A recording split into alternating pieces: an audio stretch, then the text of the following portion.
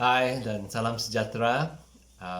Hari ini saya mau mengungsikan sedikit panduan untuk sesuatu hal yang memang tidak diingini, tetapi saya yakin lambat laun kita semua akan alamilah. Ya, beberapa tahun yang lalu adik saya dan emak saya meninggal dunia dalam masa 1-2 bulan. Dalam jangka masa yang pendek, saya hilang 2 orang yang saya kasihi. Dan dalam masa pandemik ini, beribu-ribu orang akan meninggal dunia. Dan mungkin di antara mereka yang meninggal dunia ialah orang yang kamu kasihi juga. Jadi soalannya ialah sebagai orang Kristian, apakah sikap kita? Bagaimanakah kita respon bila ada kematian orang yang dikasihi? Dan untuk menjawabnya, saya mau kita melihat satu kisah di mana Yesus mengalami peristiwa yang sama. Seorang yang Yesus kasihi meninggal dunia. Dan apa yang Yesus buat dan apa yang berlaku dalam kisah ini, saya percaya boleh dijadikan sebagai panduan untuk kita juga. Ya.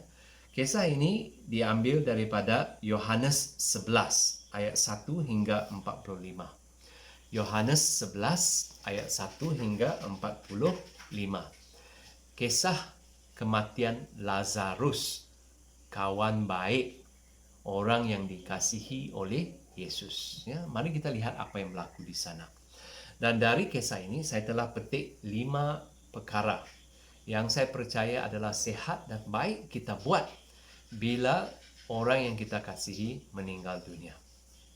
Perkara yang pertama ialah kita mesti menerima dan mengakui kenyataan kematian orang itu. Ya, kita mesti beranikan diri dan sanggup menerima kenyataan orang yang kita kasihi itu sudah meninggal dunia. Tidak lagi menafikannya, tidak mengharapkan dia akan hidup kembali dan berbagai perkara lain. Bagus secepat yang boleh terima hakikat dan mengaku si Anu sudah meninggal dunia. Ini yang dilakukan oleh Yesus dalam ayat 14. Ya, dalam ayat 14 biar saya bacakan. Mana dia? Okay. Oleh itu, Yesus berkata kepada mereka dengan jelas, Lazarus sudah meninggal. Ya. Dia jelaskan situasi. Dia terus terang terima kenyataan. Lazarus sudah meninggal. Itu diberitahu. Dan saya menggalakkan kamu juga, jika peristiwa yang sedih ini berlaku, secepat mungkin terima kenyataan. Dan bila ditanya atau perlu memberitahu orang lain, seperti Yesus dengan jelas beritahu, si Anu telah meninggal dunia. Itu yang pertama.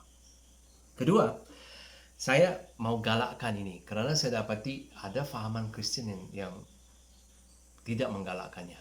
Apa yang maksud saya? Saya mau galakkan kamu berasa sedih dan respon sesuai dengan perasaan sedih itu. Ya. Mari lihat apa yang berlaku kepada Yesus. Ya. Ayat 33. Ketika melihat Maria menangis dan semua orang Yahudi yang bersamanya turut mengalirkan air mata, Yesus sungguh hiba dan terharu. Dan ayat 35, Yesus menangis. Maria menangis, Yesus tidak tegur dia. Orang yang bersama dengan Maria menangis, dia tidak tegur mereka. Sebaliknya, dia turut simpati dan dia membenarkan dirinya berasa hibah dan berasa terharu. Dan akhirnya dia juga bersama dengan Maria dan orang lain menangis. Perasaan sedih bila orang yang dikasihi meninggal ialah perasaan yang baik, betul, sehat dan perlu. Dan tidak salah kalau kamu berasa sedih. Tidak salah kalau kamu berasa hibah. Tidak salah kalau kamu menangis. Benarkan diri mengalami perasaan sedih, dan menyatakannya dengan cara yang normal. Ketiga,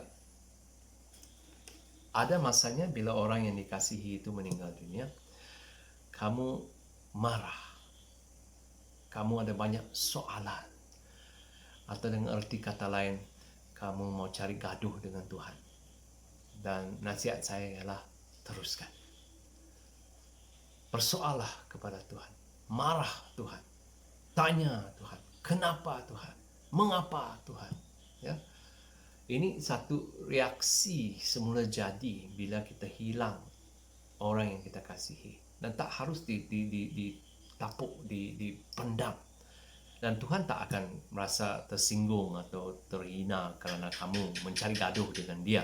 Ya, dan ini yang dilakukan oleh Marta dan Maria bila mereka jumpa dengan Yesus. Ya, dalam ayat 21, biar saya bacakan ayat 21, mana dia? Ya, ayat 21,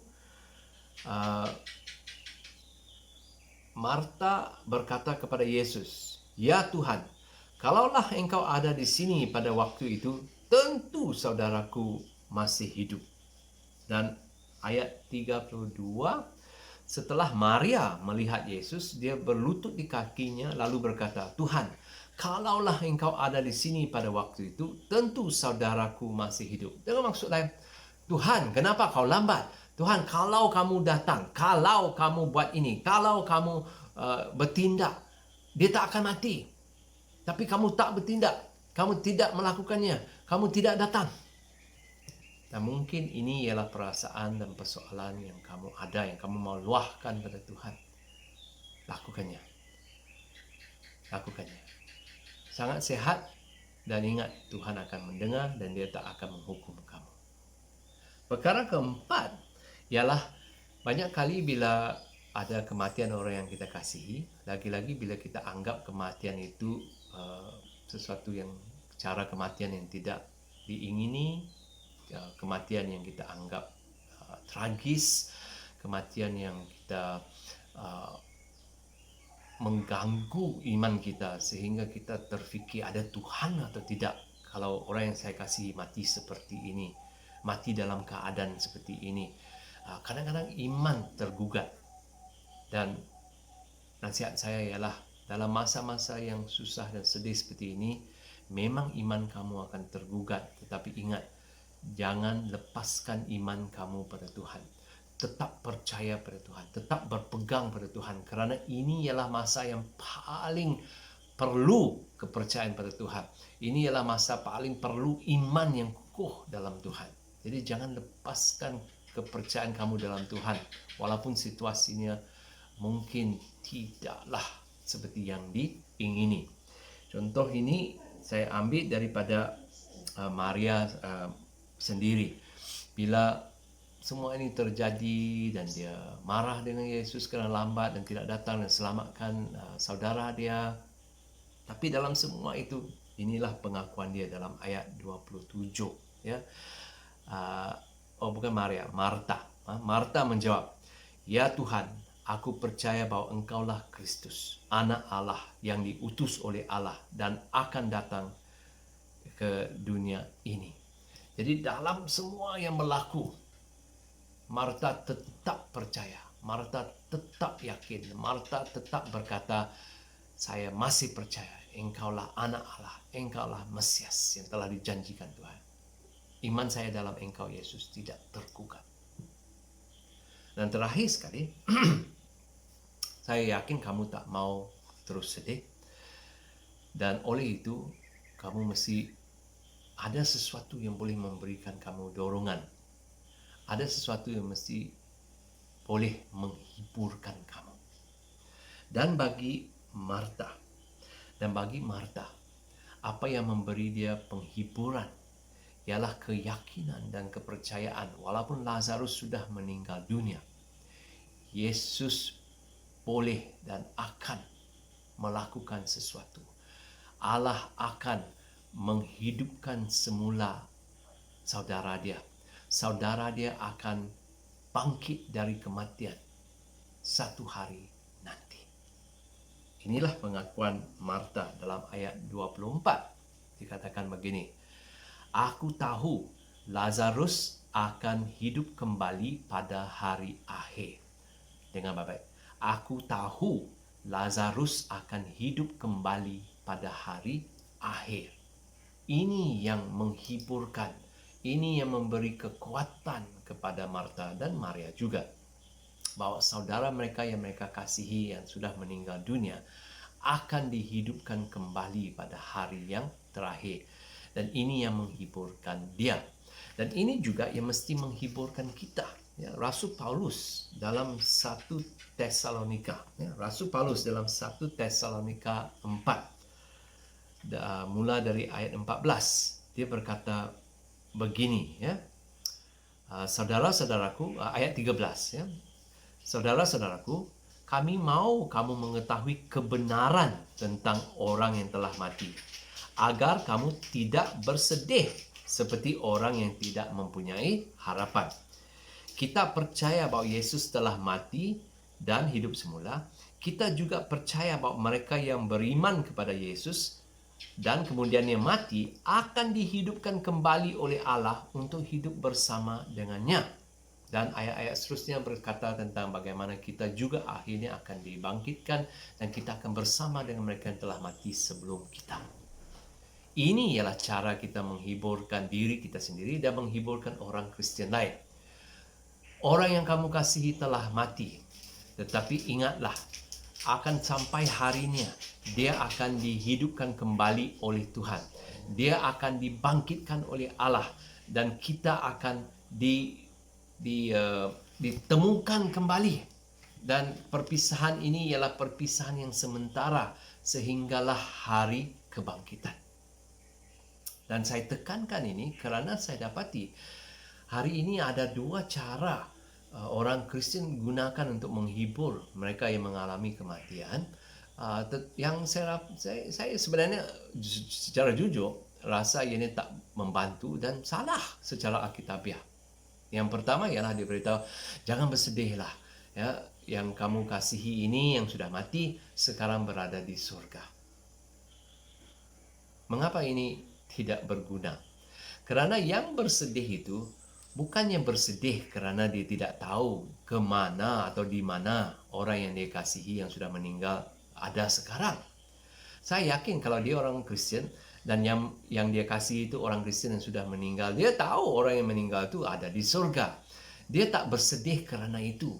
Dia bersedih kerana dia tidak ada lagi orang yang dia kasihi itu. Dia tidak boleh bertemu, bercakap, mempunyai persekutuan dengan orang yang dia kasihi. Dia tidak bersedih kerana dia tidak tahu di manakah orang yang saya kasihi yang sudah meninggal dunia. Jadi memberitahu dia, jangan sedih, dia di surga. Sebenarnya saya dapati tak membantulah. Satu lagi yang saya selalu baca, sebenarnya jarang saya dengar, tapi saya baca selalu dalam FB kalau ada kematian ialah, oh jangan bersedih, Tuhan lebih menyayangi dia. Tuhan lebih menyayangi dia. Ini ialah seolah-olah menuduh Tuhan. Berkata bahawa Tuhan yang telah mencabut nyawa orang yang kita kasihi itu. Dan tujuan atau pendorong dia mencabut nyawa ialah kerana Tuhan lebih sayangi orang itu dan kita kurang sayangi orang itu. Cara atau tahap sayang kita kepada orang itu kalah dengan tahap Tuhan sayang. Jadi Tuhan menang dan Tuhan ambil orang itu. Tuhan membenarkan atau menyebabkan orang itu mati. Dari mana kita dapat idea ini? Sebenarnya frasa ini dan idea ini ialah dari satu lagi agama, dari buku suci mereka. Tapi tak tahu macam mana dia meresap masuk dalam fahaman orang Kristen juga. Ya, Tuhan mengasihi orang yang kita kasihi yang meninggal dunia. Tuhan mengasihi kita juga. Tapi itu bukan pendorong dan penyebab kematian dia. Okey, jadi cukuplah di sini. Saya telah memberi 5 respons, 5 perkara yang kita boleh buat bila orang yang kita kasihi meninggal dunia.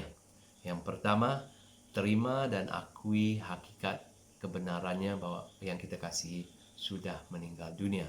Kedua, benarkan diri berasa sedih dan menyatakan perasaan sedih itu dengan cara yang sehat.